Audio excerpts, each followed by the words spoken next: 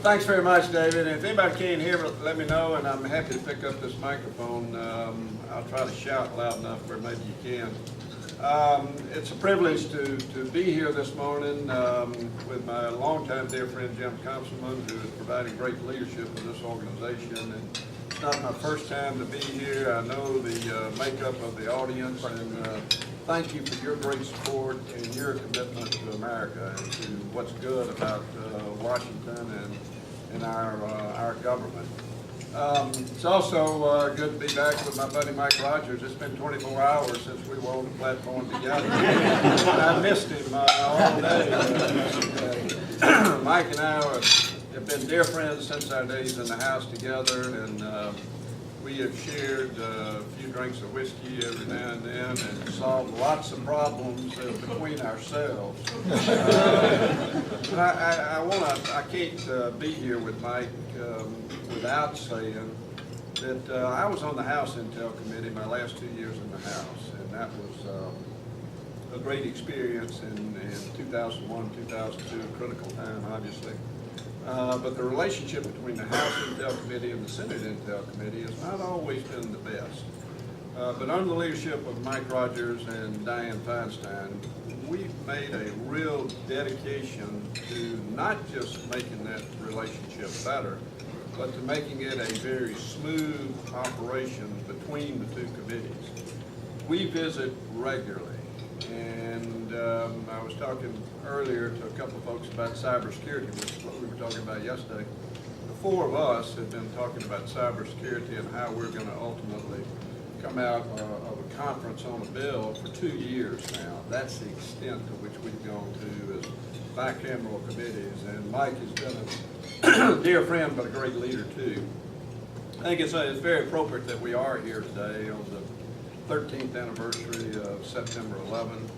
It's one of those seminal moments that all of us remember where we were.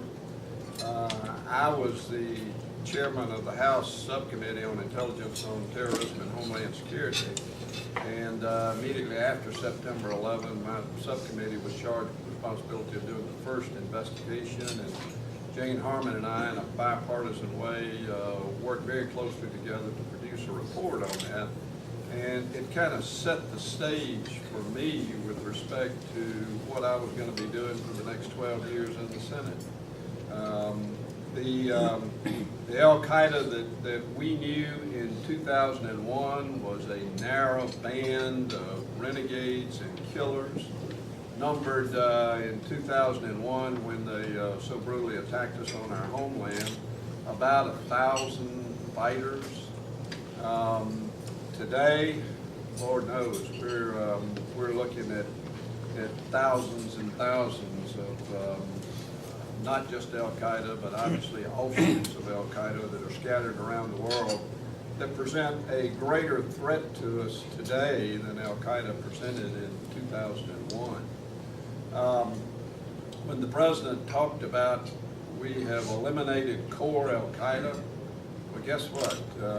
We've got Al-Qaeda in the Maghreb, we got Al-Qaeda in Iraq, we got Al-Qaeda in the Arabian Peninsula, and just in the last 30 days, we've seen the creation or the announcement of Al-Qaeda in India and Bangladesh and Burma and other parts of that part of the world.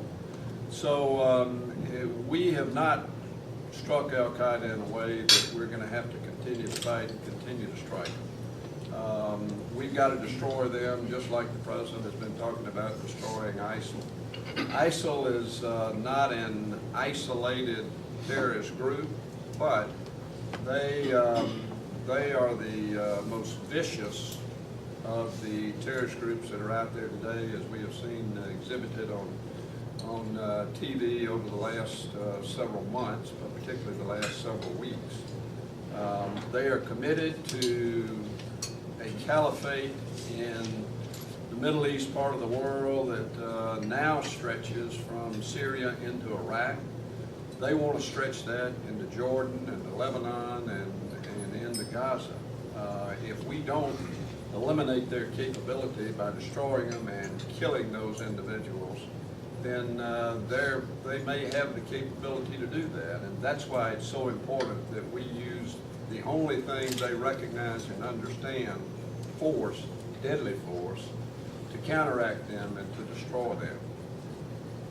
With respect to what the President said last night, we've been in conversation. They've called Mike, they've called me over the last several days, a couple of weeks, regarding our thoughts and opinions, and I'm very appreciative that the White House has reached out to both sides of the aisle for where they think we need to go with respect to this immediate conflict.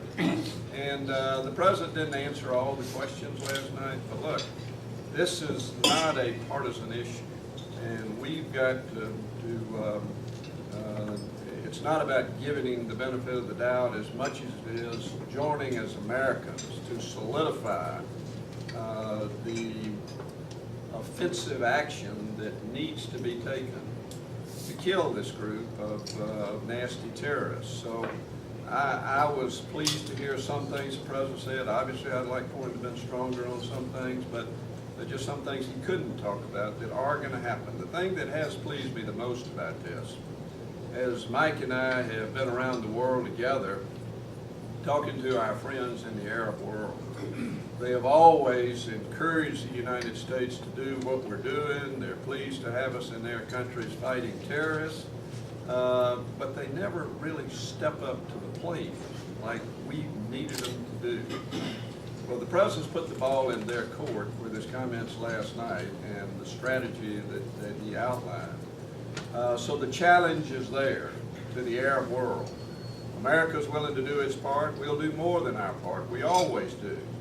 But the challenge to the Arab world to really come forward and to confront these guys in a forceful way will have more meaning to it than all the action that America can take. So I'm very encouraged by the fact that the Arab world is joining hands with us in this effort. Our European friends are also joining hands, and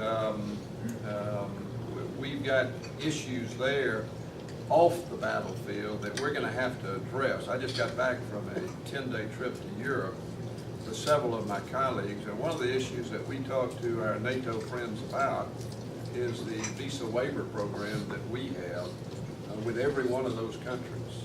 And it is a very serious situation that we have gotten ourselves into, obviously a very unintended consequence of a program that has worked very well. We used to never have concern about anybody coming to the United States who was a German citizen or a French citizen or from the UK. But today, with all the foreign fighters that are going to Syria, going to Iraq, and now coming back to their native lands and having the capability with their British passport, French passport, whatever it may be, of hopping on an airplane and coming to the United States, they're presenting a different threat in that respect than we've ever seen. So we do need to join hands with the President and make sure that we exhibit the right kind of forceful action to destroy ISIL. But at the same time, we need to make sure that we're giving the tools to our intelligence community and our law enforcement community to make sure that they have the capability to keep these bad guys out, or if somehow they get by, that we're able to monitor them and control them and keep an eye on them while they're here. We're going to be hopefully debating some of that as we go forward between now and the end of the year.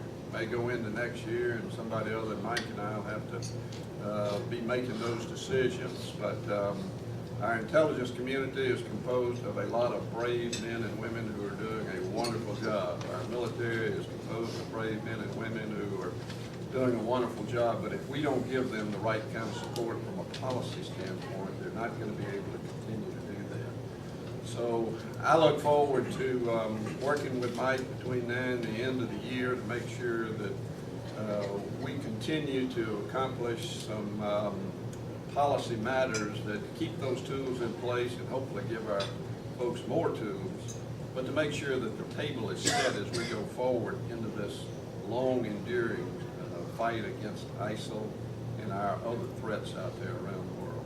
Thanks very much for letting me be here.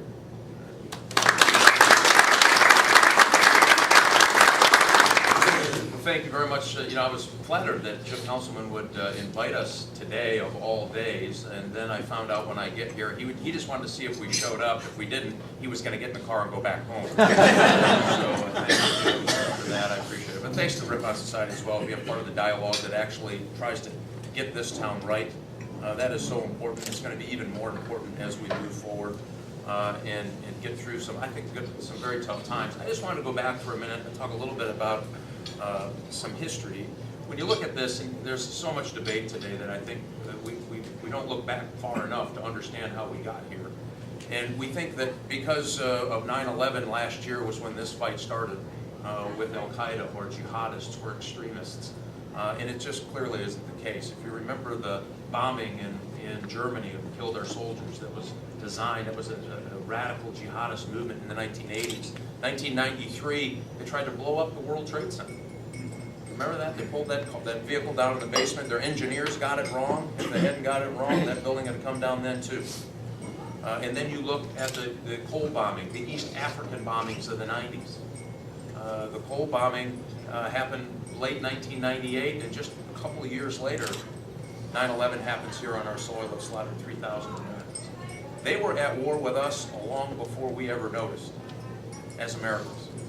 That was part of the problem. And one of the 9/11 Commission reports said something interesting. Because we never really engaged them, they believed that they could get more emboldened. They could do more and bold efforts.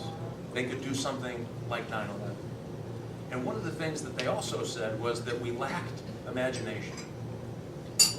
Because we had bits and pieces of information, but nobody had the imagination to put that information together to say somebody's gonna, we knew they were taking pilot lessons, we knew that they were jihadists, we knew they were committed to acts of terror, acts of violence, but somebody said, we can't quite put it together. Nobody said, what if they got on our airplanes and flew them into buildings?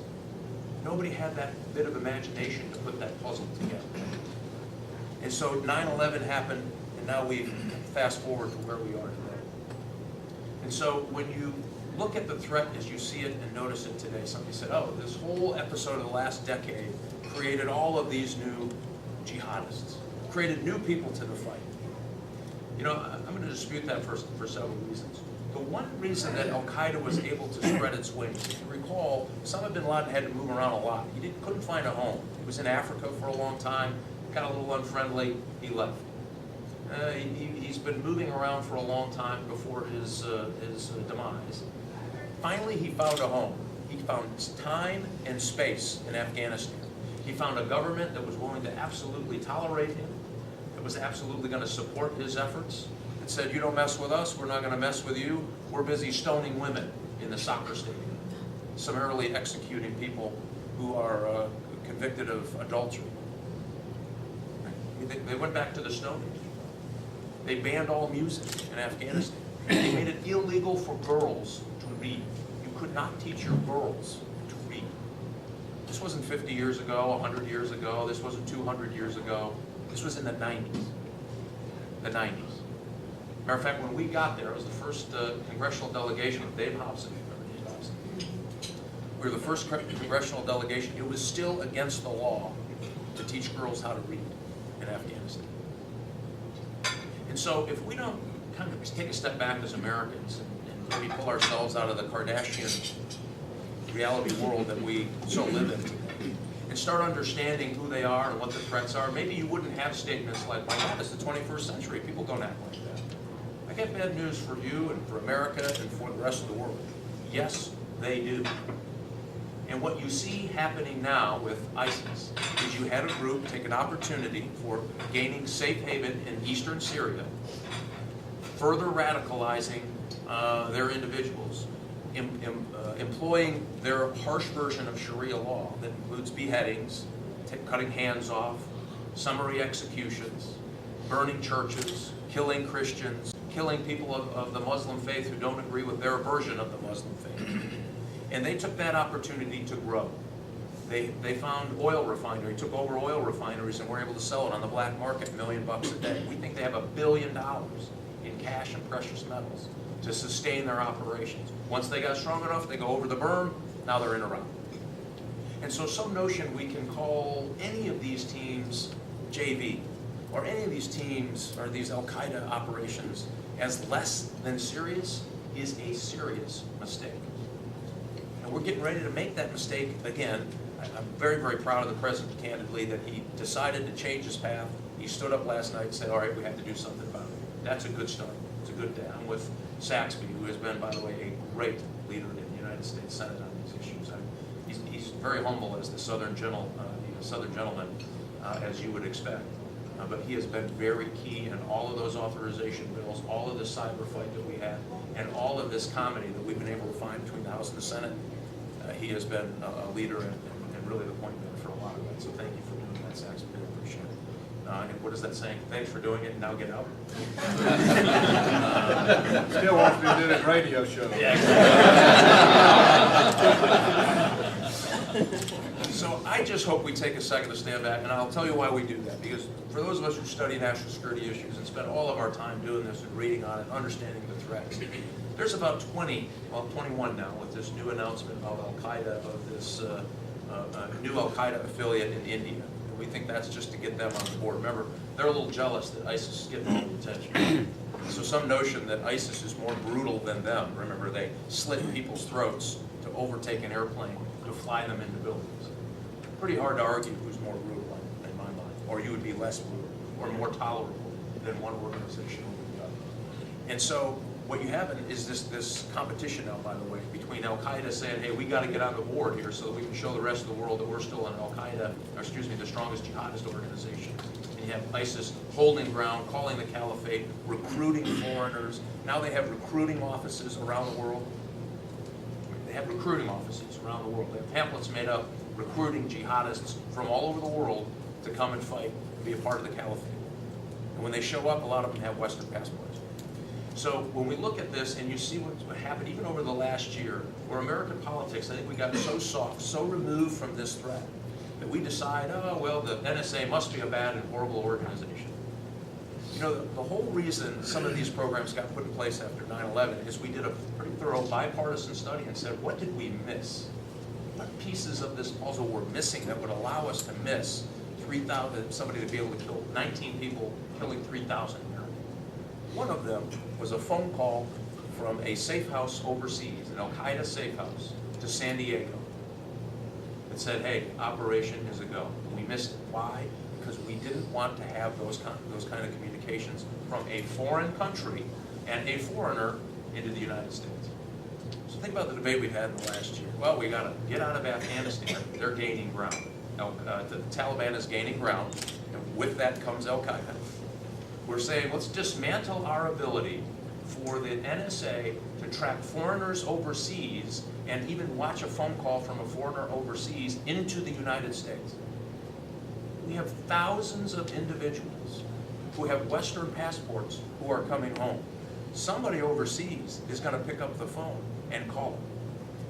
Do we really want to be blind in that circumstance? Do we? But America, the debate, the political debate is, oh, that sounds, I don't know, I'm not sure I'm going to take the time to understand that problem, but it sounds kind of hard, and maybe they might call me. And this notion is ridiculous. And so what we worry about, I know I worry about, is this threat is as real as it's ever been. Out of the 20, now 21 Al-Qaeda affiliates, over half of them have pledged some affiliation to ISIS because they believe that they have to get in on this notion of a caliphate. Which now you have an organization that's big and strong and well-financed. You have this dabbling of these Al-Qaeda affiliates around the world who are saying, well, maybe they're the ones. I'm not sure. I still pledge allegiance to Al-Qaeda, but I want to at least express my support. Means you plug into their logistical nodes and their ability to conduct operations. And now you worry why Saxby's only 25 years old. Look what this job has done. Now you know what happens when we sit in those dark rooms and go through pour over all of this intelligence. This threat is as serious, I think, as I've ever seen it. And I really don't think America is ready for, in the place to debate the real threat so that we can meet this threat with reasonable expectations and using America's diplomatic and soft power and military power to bring these things to a conclusion and disrupt their activities enough that we can keep it safe. It is, to me, a critical time. And I just want to tell this last quick story. Because on that trip to Afghanistan with Dave Hobson, I asked to go down to, there was a children's hospital in Kabul. And so I went down to that hospital, and it was in, you can imagine, pretty rough shape. The Indian government had run it. When the Taliban took over, they pulled out, just took everything with them. And so this hospital was, had no air conditioning, no HVAC at all, and for their infectious diseases ward, what they would do is close the windows and close the door to stop the spread in the rest of the hospital. So when they opened that door to give us the tour, you can imagine, it was A, overcrowded, B, they had no nurses because they wouldn't allow their women to be nurses, right? You can't have that. So they sent them home when the Taliban took over. So they had parents, mothers, who were there trying to take care of their kids in a closed room about half this size, with about 45 people in it, all of them sick. It was the most god-awful thing I had ever seen. And the woman who met me at the door was running it, was a doctor, trained in the United States. When the fighting started, she had been, let me back up, when the Taliban got there, they sent her home. She's a trained orthopedic surgeon. They sent her home and said, you can't do that here in Afghanistan, under the Taliban. She goes home. 6 years later, she hears the bombing starting. She walks out, she takes off her burqa. She walks 9 miles through some pretty tough territory without her burqa, gets to the hospital, and she said, I knew I had to be here because this is where I could do the most good. So she was the one giving me this tour in this hospital. So we get up, and by the way, each hospital bed had more than one child in it because they didn't have enough hospital beds. So you can imagine, they don't have any way to clean the sheets. They don't. I mean, this is not a place that was. You might make it there, you might not make it out. And I asked her at the end of it, after she gave me this tour, and we were up in the ward where the children had just had surgery, so amputations and other things. And I asked her, I said, is this important for the United States to be here? And I'll never forget it, because she turned and she put her hand on my shoulder and said, yesterday I had to amputate the arm and a leg of a young boy that stepped on a Soviet mine. Their parents threw him in a cart with a donkey. It took them 2 days to get him to the hospital. They kept him alive. She said, I didn't have the right anesthetic. I didn't even have the right medical tools. But if it isn't for the United States, none of us will have a chance at life. Neither will he. You can still hear the bombing in the mountain ranges in the distance. So think about what America is getting ready to do today. The President even announced it last night. I liked a lot of what he said, except that he's going to end the war in Afghanistan. We have asked these women to come out of the back of their houses, to take their burqas off, to join society, so that they could temper this problem of the Taliban and Al-Qaeda coming back. And we are going to pull out, like we just pulled out of Iraq. And the difference between Iraq and Afghanistan is Afghanistan will happen in about 1/100th of the time.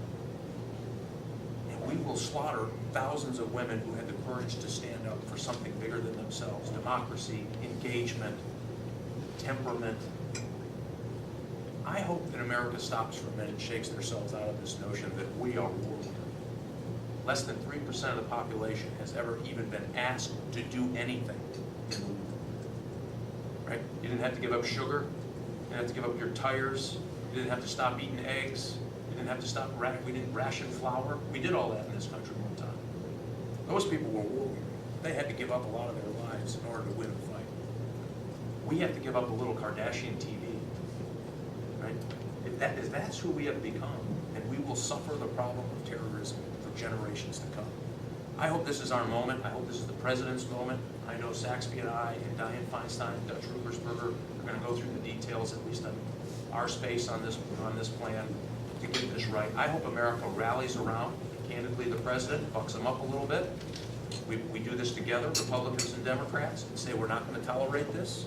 We won't tolerate the spread of radical jihadism around the world, and we will not tolerate them threatening the United States in any way, wherever we find it.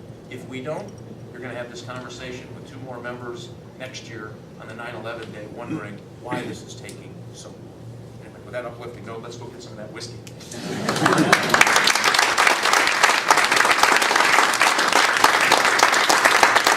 We have a little time for questions. Let's open it up. Anyone? Yes, Ann? Ann Canfield.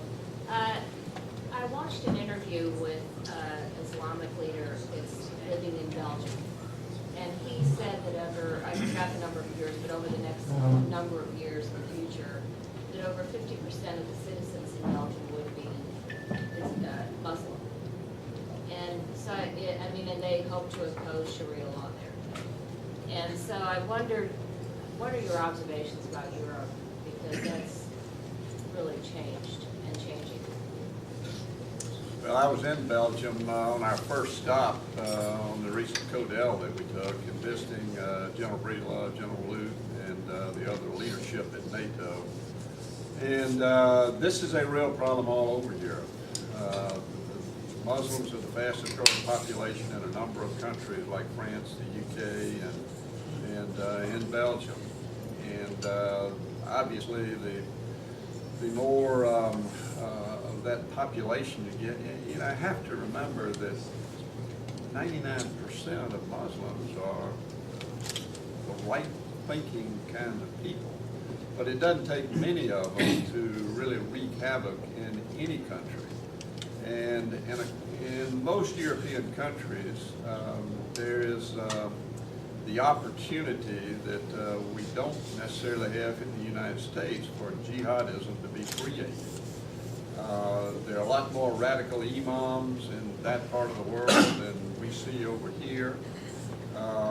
There is a free flow in Europe between all the European Union. There's no need for a visa or a passport. You can go wherever you want to go.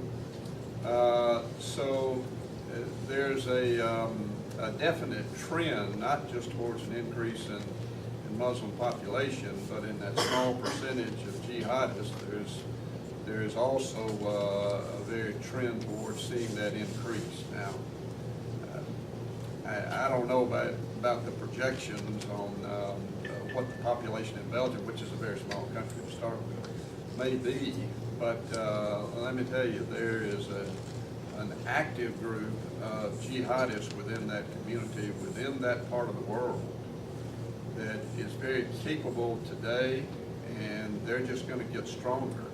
So our European friends are now understanding that they've got to do a better job of monitoring those folks and trying to make sure that, at least from a public standpoint, that jihadists are not able to recruit and train right under the nose of their law enforcement agencies.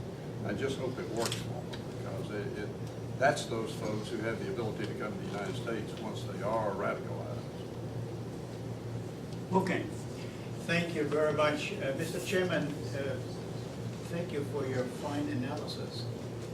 You said earlier today the President's plan requires some affirmative action on the part of Congress. What does that mean, and is that conceivable?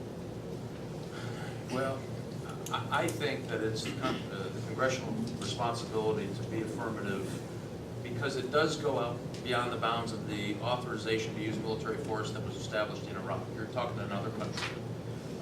And this is hard. I hope Congress shows its strength here. It shows America that we can do hard things. We should affirm what the President talked about last night. So we're going to have to do some language for the funding portion. I happen to believe we should also do an outright affirmative affirmation of what he's doing, to give the congressional approval for him to do this. I think it does a couple of things. It shows America, yes, this is serious. It shows the rest of the world, yes, America is finally serious. And it shows our enemy that we're taking it serious, which means someone will knock on your door real soon. And I think without that, we lose our coalition partners' commitment in a way that I think it should be at the level it should be.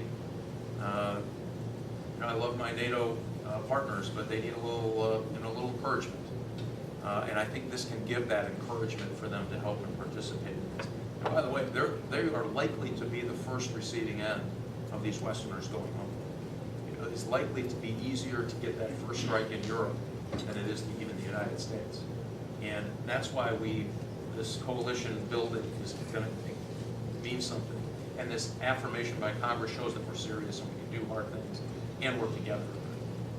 I don't know if you may have a difference of opinion on I Thank totally you. agree, and I think there may be some requirements for participation in training under Title X that does require congressional approval, and we should give that to the administration and allow them to move forward on that. And it's not going to be without some heavy debate, but I think it should be done.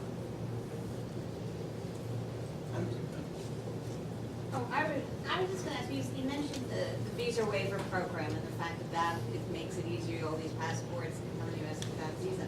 Is there contemplation of changing that, or is the view that the TSA and our passport people, when you're coming in this country, just use more vigilance? Well, we do a very good job today of putting the bad guys that we know about on no-fly lists, and even if they hold American passports, if they're out of the country and get on a no-fly list, they can't get back into the United States. But there's always the potential for somebody slipping through the crack. Now, should we change visa waiver? I don't know, but I do think that this is a time in our history when we ought to review that policy. Our European friends are very close associates, and they truly are our friends for the most part. But when somebody gets radicalized in Europe and has the ability to come to the United States, you better believe those extremists are recruiting them, because they know they have the ability to come to the United States. So we've got to be ever more vigilant with respect to the no-fly list and keeping bad guys out of the country. But at the same time, I think it presents that opportunity. We need to review that program and see if any kind of changes need to be made, or additional tools given to TSA to do a better job of enforcing if they need it. One of the things we've done after 9/11, I think we have done a better job about establishing our homeland security in a way that can help try to catch some bad folks coming in. The problem with this particular case is, even if they'll tell you, yeah, we know X number of folks with U.S. passports, and we'll do everything we can to make sure that when they come back, they'll get a welcome. The problem is that they're using cutout countries to get into the country. So you may fly somewhere in Europe and end up in country X, and from country X, you get overland transported into Syria. That part we wouldn't know if you didn't have monitoring. Now, U.S. citizens have a higher legal standard for surveillance, rightly so. Nobody's saying that we should change that. But that creates a huge gap in our ability to know. So if you're talking somewhere between 3,000 and 7,000 Western passport holders, you can start getting nervous in a hurry knowing that we probably don't know all 3,000 to 7,000 people. And we're not sure if that's a light number or a heavy number. Many in the intelligence community believe it's a light number. We think that number is getting bigger, which, by the way, why quick action has to happen. If you want to stop that pipeline of recruiting, you have to take action right now. We need to make sure that this does not look like Disneyland to anyone who's sitting in Cleveland wondering if that whole jihad thing looks kind of like a good idea. We need to nip that in the bud right now. That is a concern, and other countries, by the way, have different privacy rights and requirements that might not track their travels in the same way that other countries might in Europe. And Canada is a great example. They have just a different political approach to that issue. Once you get into Canada, you're a bridge, you're a toll away from getting into the United States without a visa, without a government check, without anything. And they might not have any idea in the world that you had been in Syria or Iraq. That is the challenge that we have, and that's why those of us who are saying, hey, this is an urgent problem we need to get in front of. Why we're at least I'm encouraged that the president at least got there last night. Pam Cedarholm. About a month ago, the 9/11 Commission issued a report, a summary report, about a 35-page update on where we are, today after the first report was issued. And basically, the bottom line was is they thought that we were on September 10th right now. And I just wonder your comments about that. Oh, look at the time. And I understand what they're saying. I think we're better positioned. Here's the problem. Again, you have these 20 affiliates around the country. And by the way, somebody said, oh, we never have 20 affiliates. trust me, they were there, they had different names, they had different mission sets. So we should stop this argument about when they got here. I think it's a complete waste of time. They were there, they were committed to political jihad. Now they just expanded it to against the West. And so you have 21 now groups. They all have an interest at some level of committing an act of terror against foreigners. Some have the capability to do it locally and nowhere else. Some have the aspiration to do it in the West. All of them have the aspiration to do it here.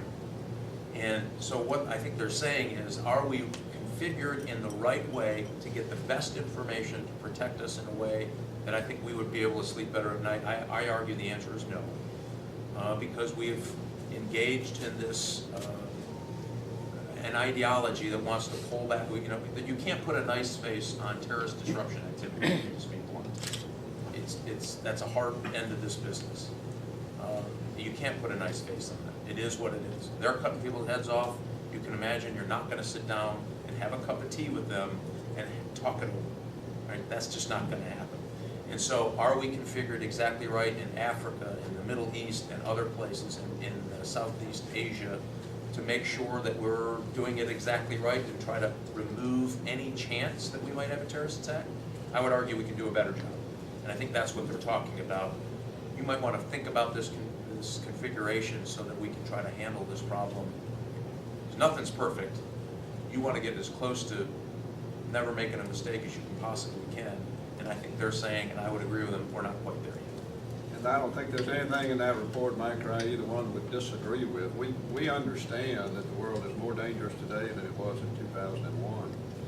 If nothing else, by virtue of the sheer numbers, in the last 5 years, the State Department has designated 20 groups as terrorist groups. And those are just new ones.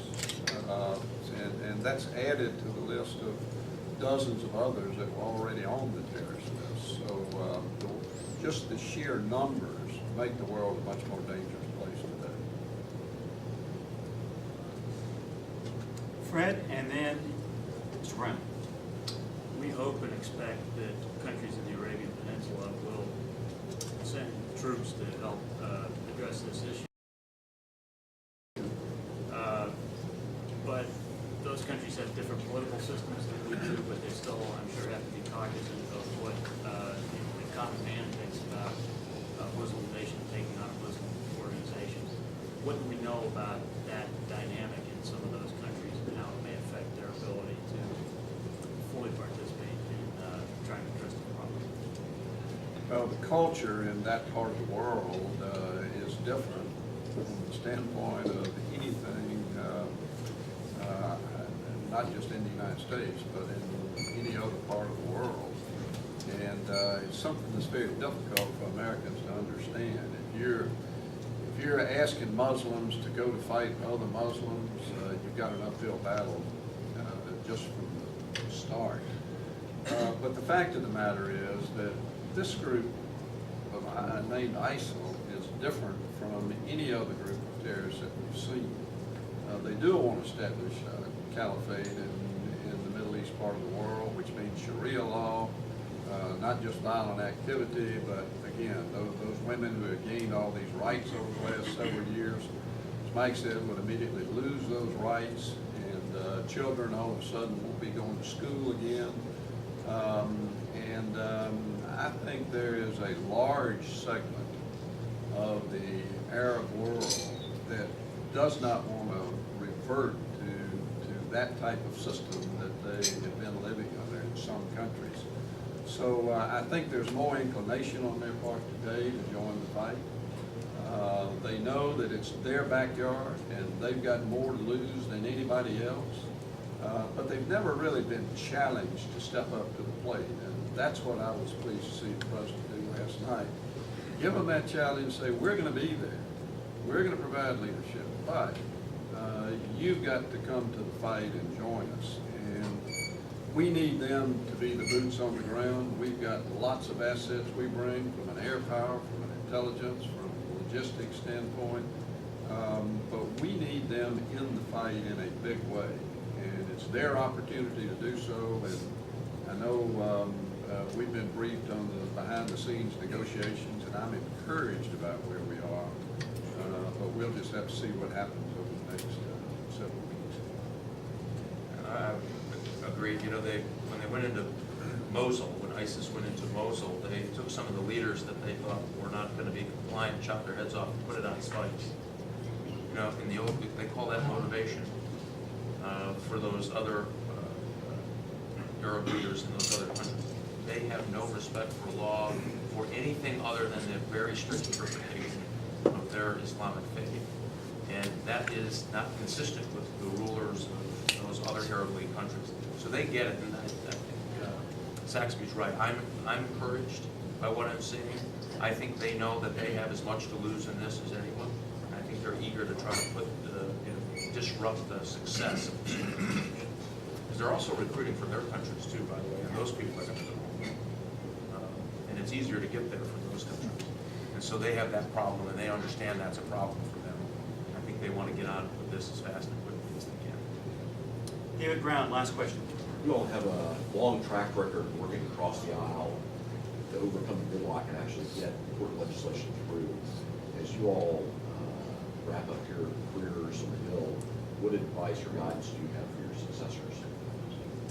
It was pretty easy in the Senate because for the most part, you still can't do anything other than get a nominee to the bench or to the administration through without getting 60 votes. And neither one of us have those 60 votes, so it's imperative that you work across the aisle on that. And, you know, I think our two committees are a good example of positive things that can happen when reasonable Republicans and reasonable Democrats sit down together and check our partisan hats at the door and agree that we've got a goal that has to be accomplished, and we've got to just talk through our differences and reach that goal. And I know there are lots of Democrats that have good ideas. There are lots of Republicans that have good ideas. Nobody has a patent on all of that. So